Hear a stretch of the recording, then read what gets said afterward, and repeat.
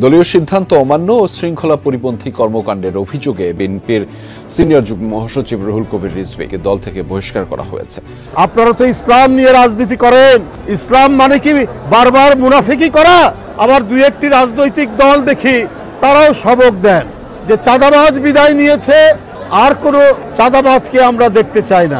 সহকর্মী এরকম ভুল উপলব্ধি করছেন, তাদের বিভিন্ন আচরণের জন্য বিভিন্নভাবে বিভিন্ন জায়গায় দল ক্ষতিগ্রস্ত হচ্ছে, দলের ইমেজ ক্ষতিগ্রস্ত হচ্ছে। একটি দলকে ব্যাড ইমপ্রেশন ফেলানোর জন্য ঠিক এরকম রিজভিরই প্রয়োজন। তারা হলে আসলে একটা দলের খারাপ ইমপ্রেশন পড়বে মানুষের কাছে। জি বন্ধুরা, জনমনের কাছে এখন একটাই কথা যে বিএনপি ঠিক আওয়ামী লীগের সৎ ভাই চলে এসেছে বাংলাদেশের মধ্যে।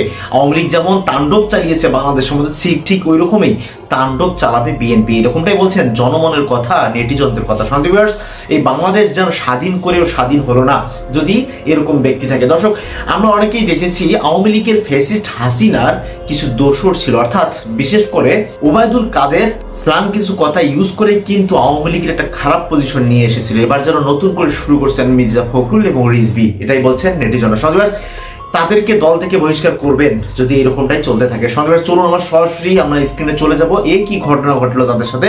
এই ভিডিওটি দেখলে আপনারা বুঝতে পারবেন, না টেনে সম্পূর্ণ ভিডিওটা আপনাদেরকে দেখতে হবে। চলুন আমরা সেই ভিডিওটি দেখি। আপনারা তো ইসলাম নিয়ে রাজনীতি করেন, ইসলাম মানে কি বারবার মুনাফিকি করা? আবার দুই একটি রাজনৈতিক দল দেখি তারাও সবক দেন যে চাঁদাবাজ বিদায় নিয়েছে, আর কোনো চাঁদাবাজকে আমরা দেখতে চাই না। আপনাদের ৭১-এর অর্জন কি? আপনারা ৭১-এর বিরোধিতা করেছেন। আমরা তো দেখেছি ইসলামী ব্যাংক কিভাবে গ্রাস করে নিল একটি রাজনৈতিক দলের অনুসারীরা। তাহলে আজকে কোন মুখে বলছেন এক চাঁদাবাজ পালিয়েছে, আরেক চাঁদাবাজকে কেউ দেখতে চায় না, আসুক চাঁদাবাজ না আসুক? কাকে উদ্দেশ্য করে বলছেন? শেখ হাসিনার আমলে যারা ব্যাংক লুট করেছে, ব্যাংক আত্মসাৎ করেছে, এস আলমদের উত্তরসূরি হিসাবে ৫ই আগস্টের পর আমরা কি ব্যাংক আত্মসাৎ করতে দেখিনি? আমরা তো দেখেছি ইসলামী ব্যাংক কিভাবে গ্রাস করে নিল একটি রাজনৈতিক দলের অনুসারীরা। তাহলে আজকে কোন মুখে বলছেন এক চাঁদাবাজ পালিয়েছে, আরেক চাঁদাবাজকে কেউ দেখতে চায় না? কাকে উদ্দেশ্য করে বলছেন আমরা কি বুঝতে পারি না? আমরা তো প্রথমেই দেখলাম ৫ই আগস্টের পরের দিনই কি করে ইসলামী ব্যাংকগুলো আপনারা দখল করেছেন, এটা তো জনগণ দেখেছে। আর আজকে বড় বড় কথা বলেন, কলঙ্ক লেপন করার চেষ্টা করেন বিএনপির নামে। পাড়া মহল্লায়, জেলায় জেলায় অনেক টার্মিনাল দখল সহ, অনেক সিএনজি স্ট্যান্ড দখল সহ, অনেক টেন্ডার ভাগাভাগির মধ্যে আপনাদের লোকরা কি জড়িত নেই? আমি সেই রাজনৈতিক দলটিকে বলতে চাই, খুব নীরবে নিভৃতে সব কিছু অপকর্মের সাথে আপনারা জড়িত। শেখ হাসিনার ব্যাংক আত্মসাতের পর, ৫ই আগস্টের পর আপনাদের আত্মসাৎ তো জনগণ দেখেছে।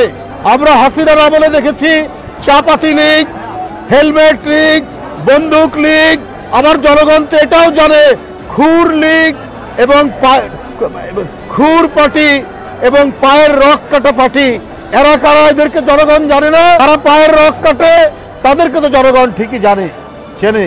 সুতরাং খুব ঘোলা পানিতে মাছ শিকার করার চেষ্টা করছে। আপনাদের ৭১-এর অর্জন কি? আপনারা ৭১-এর বিরোধিতা করেছেন।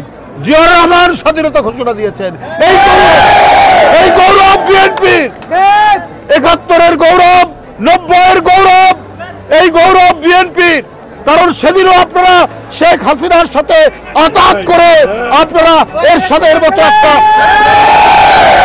এরশাদের কুলাঙ্গারের নির্বাচনে, ৮৬ সালের নির্বাচনে, এটাও তো জনগণ দেখেছে। কিন্তু বিএনপি সেই নির্বাচনে যায়নি। তার নেত্রী বলেছিলেন, দেশনেত্রী বেগম খালেদা জিয়া, যে এরশাদের অধীনে কোনো নির্বাচন করব না, স্বৈরাচারের অধীনে কোনো নির্বাচন করব না। আপনারা মঈনুদ্দিন ফখরুদ্দিনের, ওরা গণতন্ত্রকে ধ্বংস করার জন্য এবং একটি ভয়ঙ্কর হাসিনার স্বৈরাচার কায়েমের জন্য এসেছিল। তখনও সেদিন আপনারা বাধ্য করেছিলেন তার নির্বাচনে যেতে। এটাও তো জনগণ জানে এবং জনগণ দেখে। বিএনপির সেই ঐতিহ্যের পতাকা ধারণ করে, যে ঐতিহ্যের মধ্যে আছে জনগণের কাছে অঙ্গীকার থেকে বিন্দুমাত্র বিএনপি পশ্চাৎপসরণ করে না। গৌরব বিএনপির, এই গৌরব জিয়াউর রহমানের, এই গৌরব দেশনেত্রী বেগম খালেদা জিয়ার, এই গৌরব তারেক রহমানের। তাই বন্ধুরা আমার, ৭১ থেকে আপনার ৫ই আগস্ট পর্যন্ত গণতন্ত্রের প্রশ্নে কখনো মাথা নিচু করেনি বিএনপি। আপনারা ৫ই আগস্টের পর কি বললেন? ভারতের সাথে আপনারা সম্পর্ক উন্নয়ন করবেন, ভালো কথা, আমাদের আপত্তি নেই। আপনারা আওয়ামী লীগকে ক্ষমা করে দেবেন। আপনাদের নেতারা মৌলানা সাইদি সাহেব, সেই সাইদি সাহেবের বিরুদ্ধে মিথ্যা সাক্ষী দেওয়ার জন্য সুকরঞ্জন বালিকে গোয়েন্দা পুলিশ ধরে নিয়ে গিয়ে তার শরীরে ইলেকট্রিক শক দিয়েছে। কালকেই দেখবেন তার সমস্ত বয়ান এসছে। সুকরঞ্জন বালি হিন্দু ধর্মের একজন মানুষ, তাকে শেখ হাসিনার গোয়েন্দা বাহিনী বলেছে যে তোমরা বলো তোমার ভাইকে হত্যা করিয়েছে মৌলানা সাইদি সাহেব।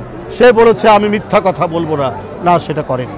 সুকরঞ্জন বালি সে যে সাহসিকতা এবং ন্যায় নীতির যে দৃষ্টান্ত দেখিয়েছে, এইটা আমি ওই রাজনৈতিক দলের বন্ধুদেরকে আমি বলতে চাই যে আপনারা শিখুন তার কাছ থেকে। সম্পর্ক উন্নয়ন করতে চান ভারতের সাথে। শেখ হাসিনার প্রতিটি গুম খুনের দোষর হচ্ছে পার্শ্ববর্তী দেশ। এই সুকরঞ্জন বালিকে আপনার হাইকোর্টের গেট থেকে গোয়েন্দা পুলিশ ধরে নিয়ে গিয়ে তাকে এখানে টর্চার করে তাকে টাকার অফার দেওয়ার পরও সে যখন মাথা নোয়ায়নি তাকে ভারতে পাচার করে দিয়েছে এবং ভারতের কারাগারে সে 5 বছর ছিল। সেই 5 বছর সেখান থেকে আজকে বেরিয়ে এসে সে এই কথাগুলো বলছে যে শেখ হাসিনার সব মাফ করে দেবেন, ভারতের সাথে সম্পর্ক উন্নয়ন করবেন।